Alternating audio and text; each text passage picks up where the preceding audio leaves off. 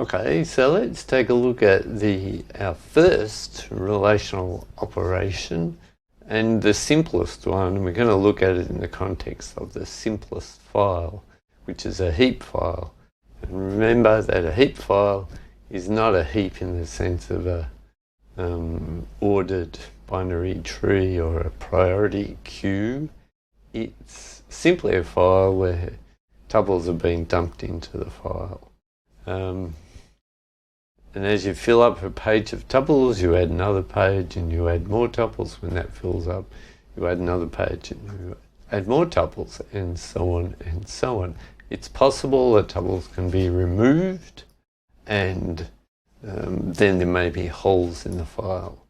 But all right, let's assume that we've got something like this. We've got a file with B blocks of data file, and this is our query. So we're simply scanning through all of the tuples in R, or if you want to call them records, you can call them records.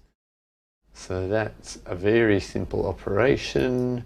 How do we do it? Conceptually, for each tuple in the relation, we add the tuple to the result set.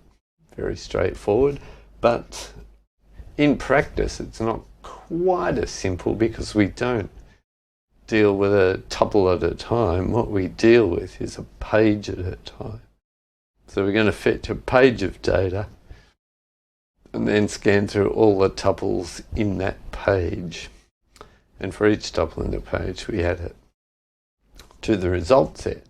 Now, in terms of cost, and remember we're giving our cost in terms of numbers of pages read and written. In this case, we're not worrying about the number of pages written. We're simply worrying about the page reads. Okay.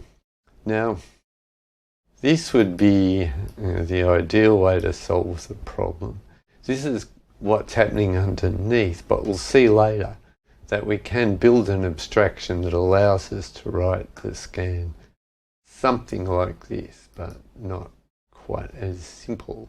All right, so the file we were just looking at was a heap file, which is just a flat sequence of pages or blocks. In the case of overflow pages, we have an auxiliary file which contains extra pages, and those pages are linked from the main data file, which is this one up here. So if this fills up, and if for some reason we need to ensure that these records are associated with this page, then we build an overflow page, and if this fills up, then we can link a new overflow page to that. So we may have a file structure something like this. If we were doing that, then the implementation of the scan changes a little bit. So we scan through each page in the main data file, look at each tuple in that page, and then we have to scan along the chain of overflow pages that are attached to the current page, and then similarly get all of the tuples out of those pages, add them to the result set. So what's the cost here? We've got to read each of the primary data pages and then read each of the overflow pages, and we read all of the pages exactly once. So total cost is number of main data pages plus number of pages in the overflow file. Okay. So if we've got, now consider, rather than just scanning the whole thing, we're looking for a particular record, a record that satisfies this condition. And notice that I've called this a one query. I mentioned that in a previous video, and basically these kind of queries are ones where we're guaranteed to have exactly one result. So we don't necessarily have to scan the whole file. All we've got to do is scan until we find the matching record. And imagine R9 is the matching record here. All right, so we got most one answer, but it could be anywhere in the file. And since we don't have any structure to help us like an index or hashing, all we can do is scan through the file page by page, tuple by tuple, until we find a tuple that satisfies that property, and then we return that single tuple. All right, here there are a number of cases. Possibly, if we're really lucky, the tuple that we're looking for appears in the first page. So we read that page, we find the tuple, and then we finish our scan. Remember that this return will end the scan. In the worst case, we've got to read all of the pages. Maybe the record we're looking for is in the last page, or maybe there is no record that satisfies this condition. Either way, we've got to read all the pages. On average, how many do we have to read? Well, roughly half of the pages. And you'd probably want to turn this into an integer value. You can't have average cost of 3.5 pages. Anyway, so the average cost be over 2, minimum cost is 1, maximum cost is read all the B pages. All right, now often this kind of scanning is done by using a mechanism called an iterator. And an iterator is going to be an object. Well, we'll call it scan here. We have to start the scan, kick it off. The first thing we have to do is to specify which relation we're scanning. The ... here means that maybe we're going to add a condition, which is the one to check as we go. But for the sake of argument, imagine that all we're doing is doing a simple scan of the entire relation. So there's no additional information that we need. All right, so what's inside this scan object? Well, it tells us whereabouts we're up to in our scan through the file. And the other function that we need, well, there's two more functions that we need. I won't bother talking about end scan or close scan, where we just free up this free up the scan object. But the main other function is the one that gets the next tuple. So it uses our scan object, gets the next tuple from the table and returns it as a tuple object.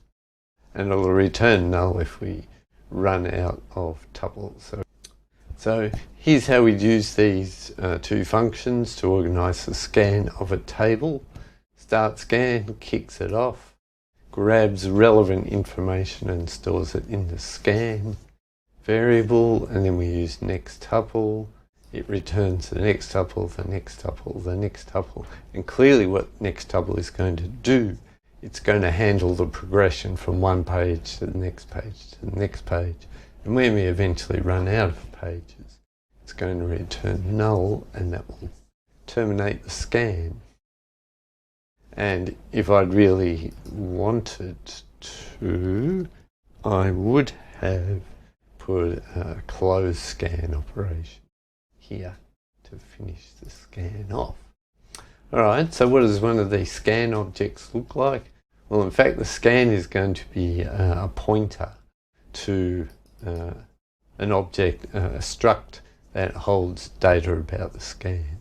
And we've seen this used in a couple of contexts in Postgres, where we've got a struct that holds data, and we've got another type which is a pointer to objects of that type.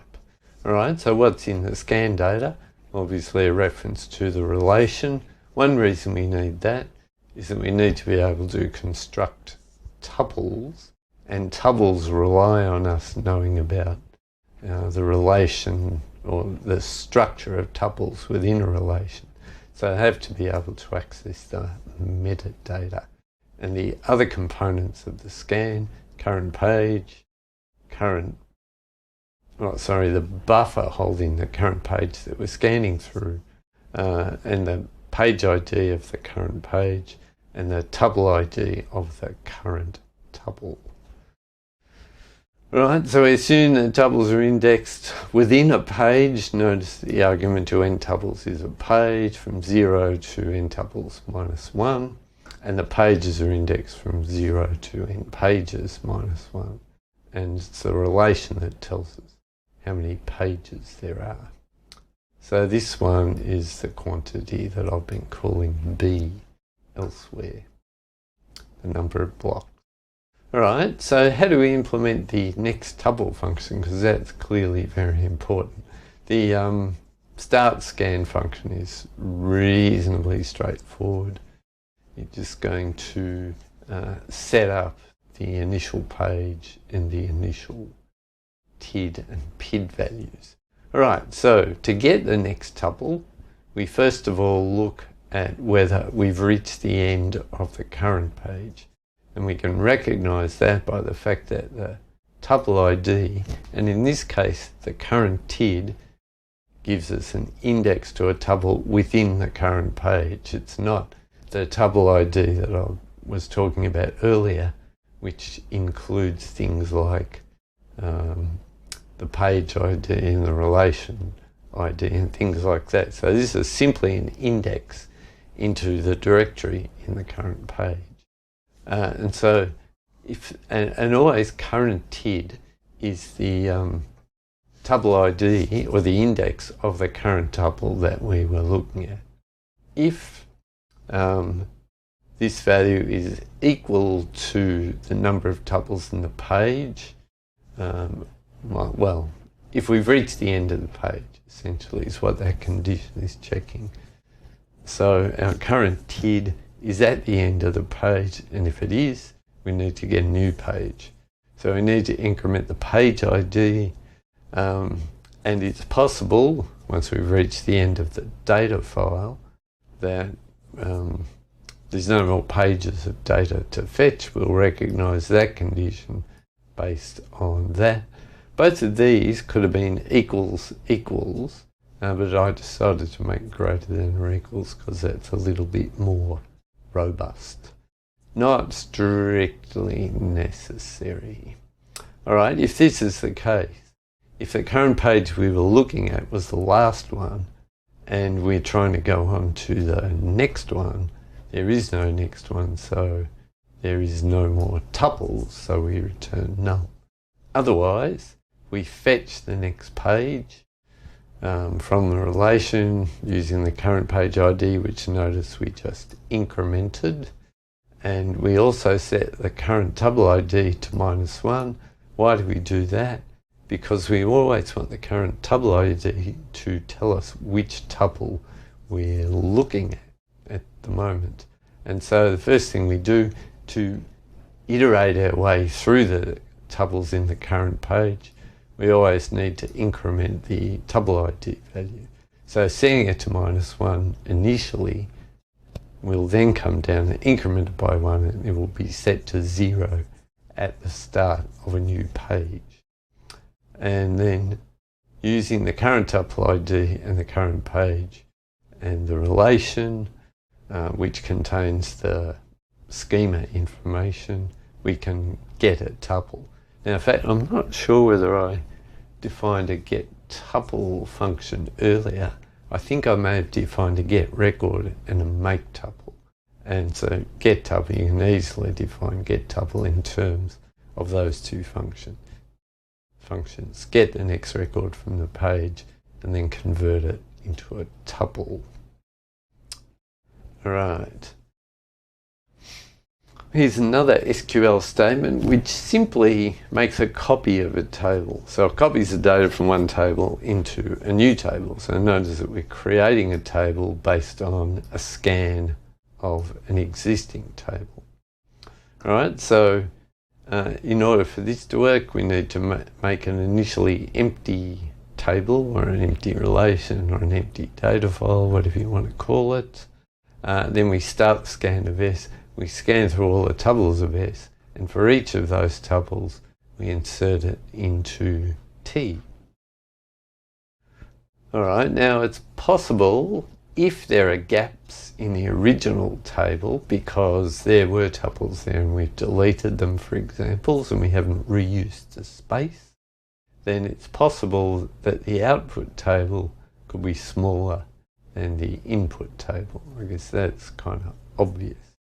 And that would apply if the way that we built the output table was simply writing tuples into a page. When the page fills up, we write that page out. We start with a new empty page, we fill that up, we write that out, and so on.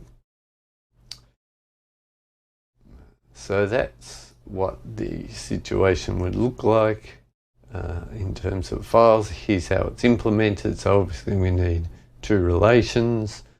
We open the new relation T for writing. We open the existing relation for reading. And we've got an output buffer, which we clear initially and set the current PID value for the output buffer. Notice here that we're not actually using the scan abstraction. We're actually doing it ourselves. We don't need to use scan in this case. So we start out with an empty output buffer with the page ID of 0. Okay. Alright, so then we iterate through all of the pages in the input file.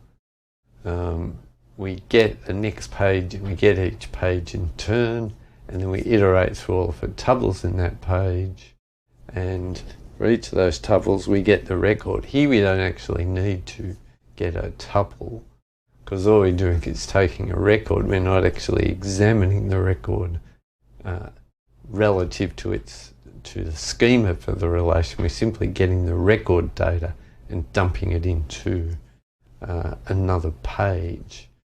All right, so we've got the next record from the input in the rec object.